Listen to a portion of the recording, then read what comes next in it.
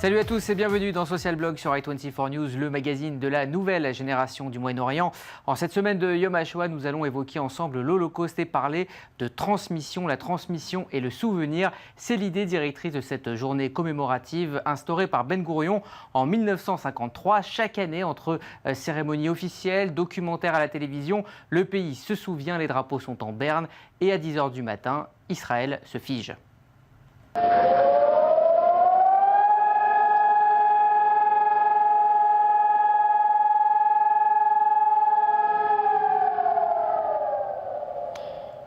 Alors, comment transmettre le souvenir et garder la mémoire vivante? C'est le thème de ce Social Blog spécial. Avec moi pour en parler, Sarah Bloom. Sarah, vous êtes blogueuse, petite fille de survivants et puis vous êtes engagée dans de nombreuses actions pour perpétuer le souvenir, notamment dans le voyage des petits-enfants de Juste à Yad Vashem, oui, que vous avez organisé. Merci d'être avec nous, Sarah. Et puis avec vous aussi, Yoni Berous. Yoni, merci d'être avec nous. Vous êtes un des directeurs des séminaires francophones à Yad Vashem. À noter donc que vous formez des professeurs à l'enseignement de la Shoah. Et ma première question, elle est pour vous, c'est de savoir si les témoins et les survivants disparaissent peu à peu. Est-ce que vous pensez aujourd'hui, en 2014, que la mémoire est plus forte que jamais ou elle aurait tendance à s'estomper?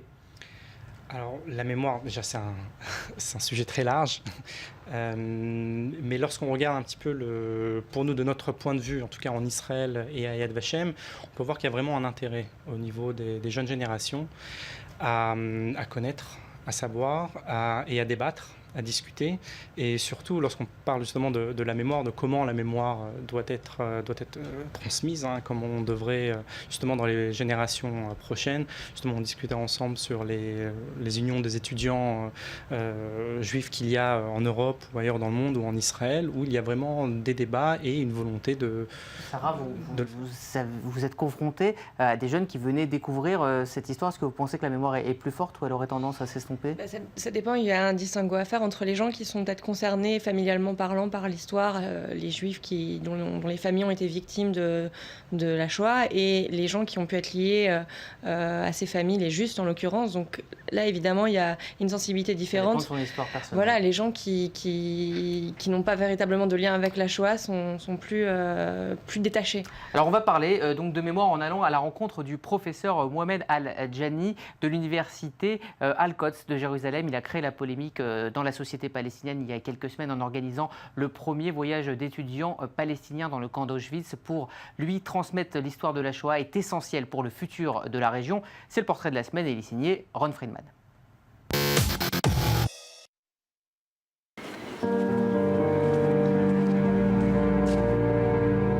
Difficile en visitant Auschwitz de rester insensible face aux vestiges de la machine à tuer nazie qui a exterminé méthodiquement des millions de personnes pendant la Deuxième Guerre mondiale.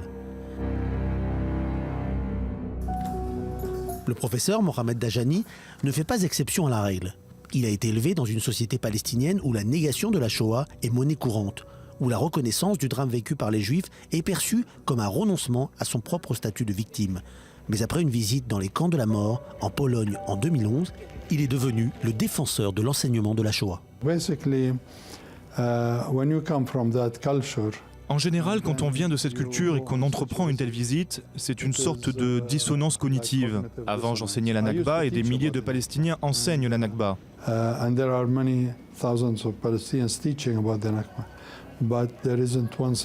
Mais pas un seul Palestinien n'enseigne l'Holocauste. C'est pour cela que je ressens le besoin de combler ce manque. Dajani considère que seule l'éducation et la compréhension de l'autre, même de l'ennemi, aideront les Palestiniens à se libérer de leur propre statut de victime.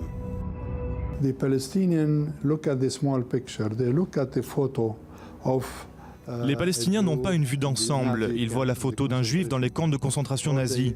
Ils voient leurs propres conditions et ils se mettent à comparer ou à imposer cette perspective aux Palestiniens. Je ne voulais pas que les Palestiniens comparent la Nakba à la Shoah. En étudiant la Shoah, ils peuvent s'apercevoir des différences et cesser de comparer comme si cela était comparable. En mars dernier, Mohamed Dajani s'est lui-même retrouvé en pleine tourmente. Il avait créé la polémique dans la société palestinienne en organisant le voyage d'une délégation d'étudiants palestiniens en Pologne dans le cadre d'un cours sur la réconciliation. Au cœur de la tourmente, l'université d'Al-Quds est allée jusqu'à demander à ses étudiants de déclarer qu'ils étaient forcés à participer à ce voyage. There was a huge Cette énorme crise les a atteints. Ils ont eu peur de ce qu'on pensait d'eux, du regard qu'on porterait sur eux au sein de leur communauté. Ils ont subi une forte pression sociale. Malgré ces violentes réactions, cette visite en valait la peine, selon Dajani. Elle a profondément marqué les étudiants. Les effets varient selon les étudiants. Ceux qui viennent d'un milieu idéologique très engagé ont résisté à ce qu'ils voyaient, à ce qui leur arrivait. Comme une dissonance cognitive, ils se sont mis à rationaliser les choses, à trouver des réponses qui ne correspondaient pas à la réalité qu'ils voyaient face à eux. D'autres, issus de milieux idéologiques moins militants, qui sont venus avec l'esprit ouvert, se sont sentis extrêmement bouleversés. Pour Dajani, le fait que des gens se soient exprimés en faveur du projet une fois le calme revenu est un signe d'espoir. Nous devons compter là-dessus. C'est là que je ressens que ça ne devrait pas être le seul voyage de ce genre et qu'il devrait y en avoir d'autres, qu'ils soient organisés par les Palestiniens ou par la communauté internationale.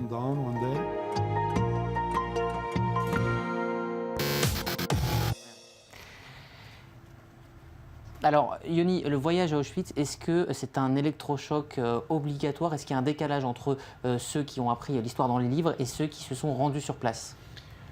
Alors, obligatoire, nous ne pensons pas. Moi, personnellement, aussi à Yad Vashem, je ne pense pas qu'on puisse dire que c'est quelque chose d'obligatoire. Ce qui est pour nous obligatoire, c'est que cette histoire, lorsqu'elle doit être transmise, elle doit être transmise avec un sens, avec une réflexion et avec un sens.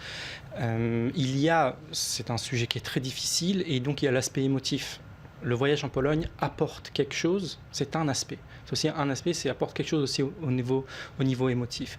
Donc c'est une manière, parmi d'autres aussi, de transmettre et de savoir et de connaître ce qui s'est passé. Vous avez un ami qui a participé donc à ce voyage palestinien? J'en ai quelques-uns en fait, des amis qui ont participé. Et j'ai posé la question à l'un d'entre eux de savoir qu'il en avait retenu.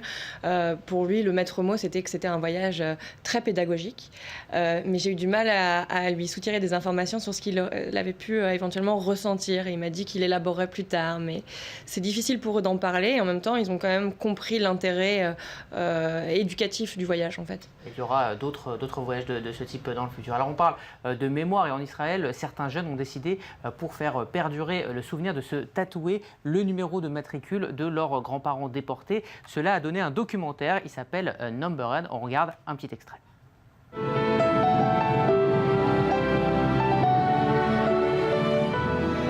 אני רוצה שגם עליי יהיה את המספר הזה. הם לא עשו עבודה משהו? עשית את זה בשביל לזכור אותי.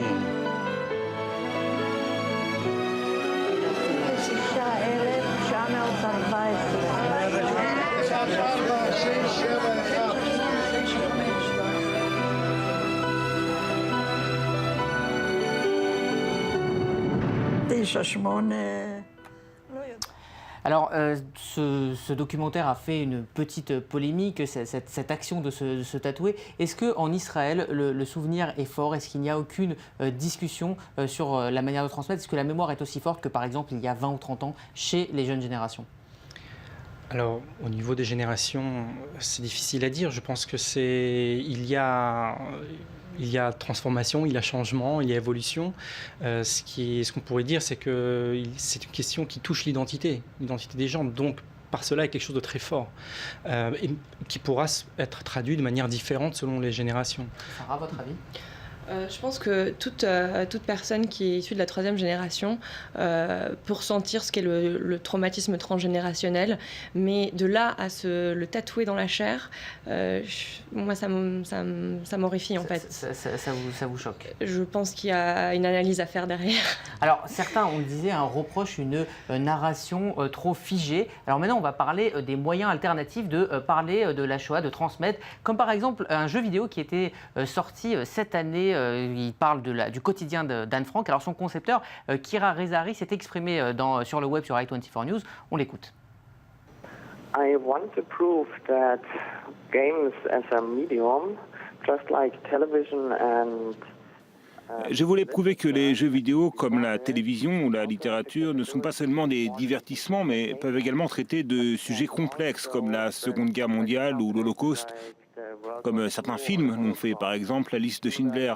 J'ai fait très attention de ne pas faire quelque chose de vraiment scandaleux, mais plutôt d'aborder le sujet avec tout le respect qu'il mérite.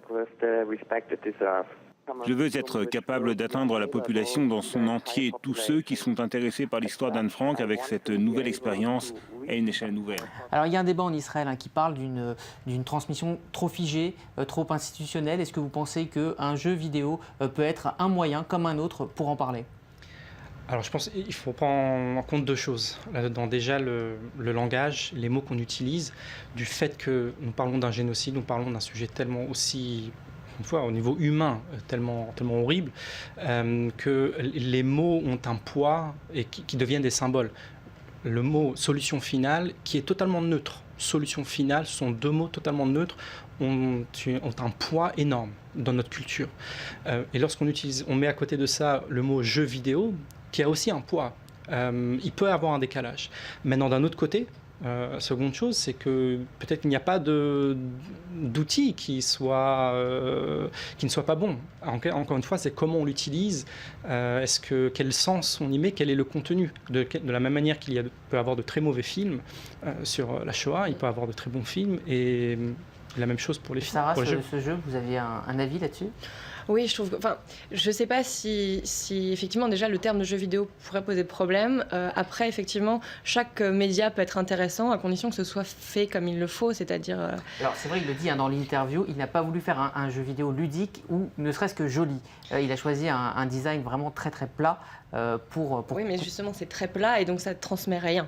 À mon sens. Je pense que quand on fait un film sur la Shoah, il y a une esthétique du film, qu'on le veuille ou non, parce que il y a des critères pour réaliser un film. C'est pareil pour les jeux vidéo, c'est pareil pour les livres. Il faut que le média garde ses règles du jeu et ensuite transmette l'idée. Alors, on va maintenant parler de ce qui se passe en Asie. On voit plusieurs fois dans l'année, parler de mode de nazi chic. On va regarder quelques images. Ça se passe en Thaïlande, où on voit l'imagerie nazie devenir à la mode, des jeunes se marier en costume nazi. Est-ce que pour vous, c'est un problème de transmission ou est-ce que c'est un manque d'information tout simplement ? Sur le phénomène en lui-même, c'est une différence de culture énorme et un manque de connaissances. Nous invitons encore une fois toujours à essayer si on utilise des symboles, et le fait que la Shoah soit un symbole, peut-être que ce n'est pas quelque chose qui soit mal en soi, mais lorsqu'on le déconnecte du fait historique, des détails, de ce qui s'est passé, à ce moment-là, peut-être qu'il peut y avoir des dérives. Et c'est ce manque de connaissances, peut-être. Alors, pour terminer, je vais vous montrer un extrait d'une émission américaine, Larry David, qui va montrer peut-être ce fossé, avec un petit peu d'humour, ce fossé entre les jeunes générations et les survivants. He's from the television show. Survivor? What? So here we are in a region of Australia where out of the world's 10 most deadly snakes, 9 of them inhabit this region. It was harrowing. You come across a taipan on the trail, you get bit, you're dead. 30 minutes flat. I'll tell you, that's a very interesting story. Let me tell you, I was in a concentration camp. You never even suffered 1 minute in your life compared to what I went through. Look, I'm saying we spent 42 days trying to survive. We had very little rations, no snacks. Snacks? What are you talking snacks? We didn't eat. I'm a survivor. I'm a survivor. I'm a survivor. I'm a survivor. Est-ce qu'il existe aujourd'hui un fossé qui se creuse entre les jeunes générations qui ne se rendent pas compte de ce qui s'est passé ? Je pense en même temps, c'est un peu l'enjeu justement de notre génération à nous, de jeunes juifs descendants de survivants, c'est de transmettre une mémoire sans témoin. Il n'y aura plus de témoins dans quelques années et on va devoir transmettre ça. Donc oui, le fossé risque de se creuser si nous, on ne fait pas le travail derrière de transmission. C'est un nouvel enjeu ? C'est un nouvel enjeu, oui, tout à fait. C'est l'enjeu que nous devons faire face ces prochaines années, en sachant que nous faisons face aussi à des problème très difficile de négationnisme. Et la place qu'avaient justement les témoins et les personnes qui l'ont vécu était très centrale. Donc c'est un vrai challenge. Très bien. Alors pour terminer cette émission, je vais vous demander, comme il est de coutume dans Social Blog, de nous conseiller des sites internet, évidemment, pour continuer à se souvenir et à s'informer sur la Shoah. On va commencer par vous, Sarah. Quelle est votre sélection? Alors moi j'ai sélectionné le site du projet Aladdin, de la Fondation pour la mémoire de la Shoah, parce que je trouve que c'est une initiative absolument remarquable de vouloir transmettre justement la mémoire de la Shoah en arabe, en farsi et en turc, puisque c'est un enjeu dans ces pays-là, le négationnisme. Donc, Yoni, pour terminer très rapidement. Très rapidement, le site pédagogique de Yad Vashem. C'est un site très large, mais il y a l'aspect aussi pédagogique. Et là-dedans, les méthodes, aussi les approches aussi qui sont adaptées. Merci beaucoup, merci à tous les deux, merci à l'équipe qui m'a aidé à préparer cette émission. Et rendez-vous la semaine prochaine pour un nouveau Social Blog. N'oubliez pas de prolonger l'émission sur la page Facebook avec les liens de nos invités. D'ici là, restez connectés.